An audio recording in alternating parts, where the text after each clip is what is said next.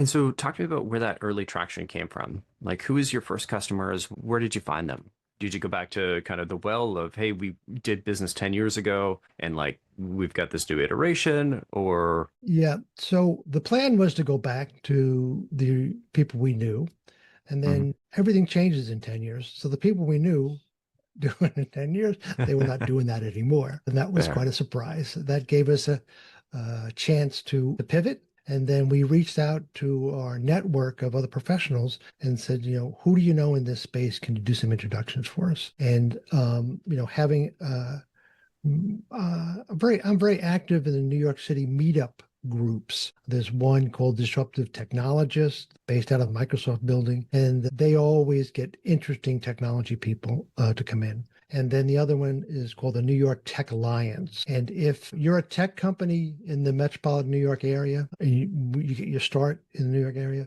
you've gone to their meetup and you've done your 10-minute presentation about what you're doing. Meetings once a month. They usually get between 250, 300 people. And these are tech people, these are finance people, these are marketing people. And it's a good venue for it. So I leaned on some of the relationships I had there to get introductions, of which most of those groups have good libraries of long format videos that nobody knows what's in them. And so we're able to turn both those organizations into Zeotech customers. And so I would say the power of the network and make sure that you keep your relationships fresh is really, really important.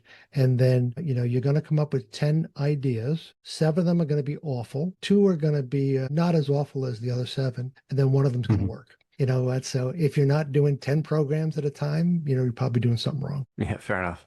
Yeah, that's so many bad, awful ideas. I think my ratio is much worse than yours. Okay. I'd be happy for 10 to 1. So first cost, go ahead. Like I just going to say one thing that I learned from doing conferences and trade shows is that I have no ability to figure out who is actually going to buy something from the first time that I meet them, because every time I think it's going to work, I wind up not happening. And then Mhm. the one that I least expect comes through. So the takeaway from that is you got to follow up on all of them because you'll be quite surprised.